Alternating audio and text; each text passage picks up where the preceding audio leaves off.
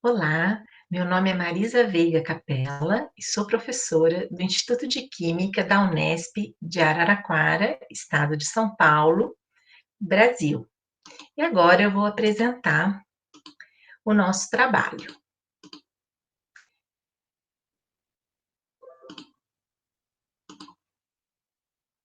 O nosso trabalho é a estatística em planilhas eletrônicas de cálculo na formação de professores da rede pública de Araraquara.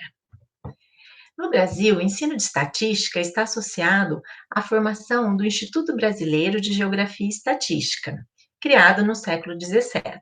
Porém, apenas no final, no século XVIII, é que a estatística passou a ser ensinada. A estatística é uma das ferramentas mais utilizadas em todas as áreas do conhecimento e passou a ser usada para explicar resultados de pesquisa de forma simples e dinâmica. A estatística se divide em duas vertentes: a estatística descritiva, que é o que nós vamos trabalhar na formação de professores, e a estatística inferencial, que é a estatística dos métodos da tomada de decisão. Quando ligamos a TV, lemos os jornais e revistas, acessamos a internet, nós recebemos uma imensa quantidade de dados, que é, por sua vez, organizada em informações úteis para que possamos viver e exercer nossa cidadania de forma plena. Essa organização é em formato de gráficos e tabelas. Por exemplo, são apresentados na indústria gráficos e tabelas para avaliar seus resultados. Censos demográficos ajudam o governo a entender melhor a sua população, né, para criar políticas públicas para saúde, educação e segurança. Os gráficos e tabelas também são utilizados em pesquisas eleitorais, controle de qualidade, teste de desempenho escolar, índice de desemprego, campeonato de futebol, taxa de propagação de doença, índice de infectados, né, com a pandemia no mundo inteiro, a gente vê vários gráficos com esses índices de mortes de infectados. Na verdade, a estatística é uma forma de pensar, de ver a realidade variável. E é na organização dos dados que a estatística demonstra um dos seus potenciais. Então, na nossa oficina, na formação de professores, a gente vai coletar dados e construir tabelas, gráficos, falar um pouco das medidas estatísticas, média, mediana, média móvel, que está sendo muito utilizado, variabilidade, etc. Ter o pensamento estatístico é muito importante para a sociedade atual. Significa ser crítico e reflexivo em relação à formação veiculada pelos meios de comunicação, mesmo em uma utilização falsa, as fake news. Muitos utilizarão a estatística, né, os conteúdos, como instrumento nas suas profissões. E quase todos vão ter que argumentar, baseado aí na probabilidade e no pensamento estatístico. O ensino de estatística no ensino fundamental, segundo os PCNs, determinam que ela deve ser ensinada durante toda a educação básica, desde as séries iniciais. Atualmente, os conteúdos de estatística são exigidos aqui no Brasil em exames como o SARESP e o Enem. Hoje, com a velocidade de informação e novas tecnologias, o pensamento estatístico passou a ser fundamental na produção e atuação de conhecimento. Do exposto, o nosso objetivo do nosso trabalho é contribuir com a formação complementar em estatística, usando planilhas eletrônicas de cálculo na formação continuada de professores de ensino fundamental, que pode ser realizada facilmente nos laboratórios de informática das escolas públicas.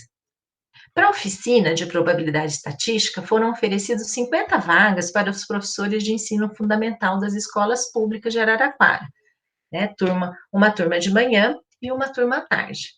Inicialmente foi realizado um estudo teórico sobre probabilidade estatística, definindo população, amostra, frequência absoluta, frequência relativa, organização de dados, e definindo a variável, né? Aqui coloquei alguns exemplos. Variável é toda característica que pode variar de um indivíduo para o outro. Aí citamos alguns exemplos: quantidade de lixo, grau de instrução, por exemplo, do pai, número de casos de uma determinada doença, entre outros. As variáveis podem ser divididas em qualitativas, classificadas em qualitativas e quantitativas. Qualitativa, como eu mostrei, por exemplo, nominal, cor dos olhos, é uma qualidade. Ordinal, o grau de instrução, ensino fundamental, ensino médio, ensino superior.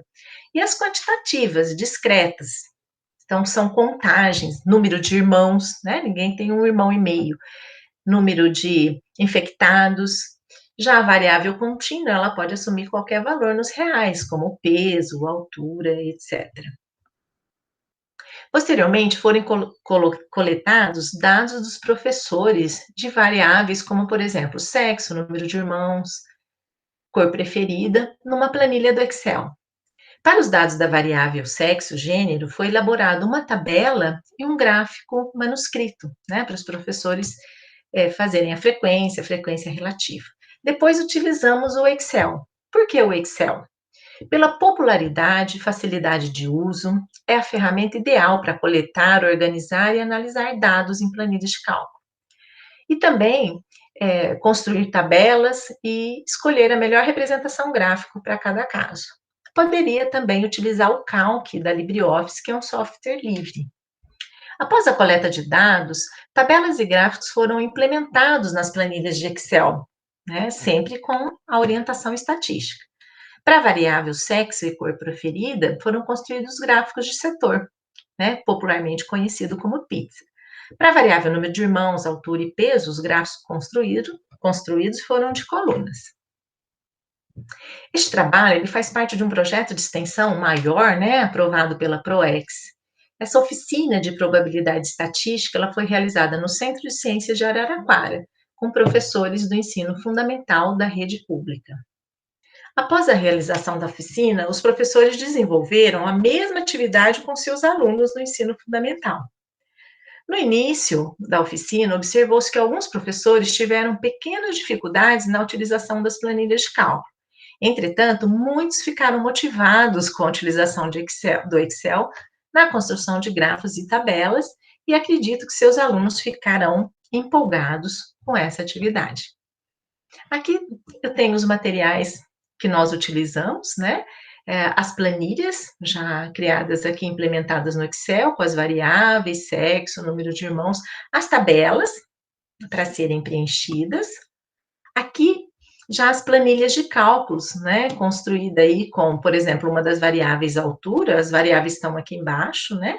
E, por exemplo, a cor preferida. Então, a gente observa os gráficos, aqui nós temos um gráfico de setor, que a variável é qualitativa, e a variável altura dá um pouquinho mais de trabalho, que é uma variável quantitativa. Então, para organizar os dados, temos que colocar em intervalos. Então, foi o que os professores tiveram um pouquinho mais de dificuldade. E o histograma? Aqui alguns relatórios de pesquisa que os professores fizeram com seus alunos manuscrito.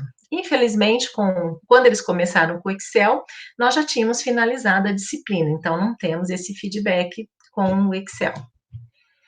Eles ressaltaram a importância de organizar os dados, pelo menos uma variável, no papel, e depois usando o Excel. Outras variáveis também foram sugeridas pelos professores para motivar os alunos do ensino fundamental, como jogos, o time de futebol preferido e etc. Percebeu-se a importância dos gráficos de coluna para as variáveis altura e número de irmãos. No gráfico da altura, as colunas foram unidas utilizando, né, quando a gente tem uma distribuição de frequência contínua. Já no gráfico número de irmãos, a variável é discreta, né, então as colunas são separadas, é contagem. As nossas conclusões, a metodologia utilizada na oficina mostrou-se aplicável para professores e alunos do ensino fundamental. Além disso, a troca de experiências com os professores foi de grande relevância para que o aprimoramento do material didático fosse bem atrativo e viável para os alunos em sala de aula e no laboratório didático de informática. Apesar de algumas dificuldades encontradas, a motivação dos professores e a oficina de probabilidade estatística contribuíram para que os professores desenvolvam pensamento estatístico e tecnológico com aprimoramento na aprendizagem e capacidade de análise crítica, sabendo utilizar diferentes fontes de informação e recursos tecnológicos para adquirir e construir o conhecimento.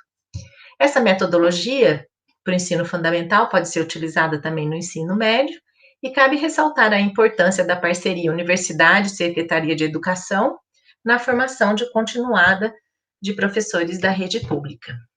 As nossas referências e gostaria de agradecer a jornada de pesquisa científica pela oportunidade, a PROEX pelo auxílio financeiro, a Secretaria de Educação de Araraquara, o Centro de Ciências, onde foi realizadas oficinas, e aqui o Instituto de Química, né, da Unesp está completando 60 anos esse ano, dos quais 30 anos eu já faço parte.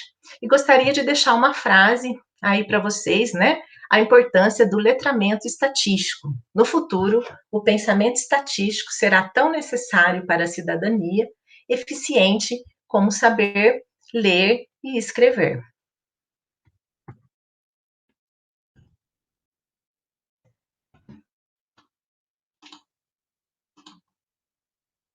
Muito obrigada.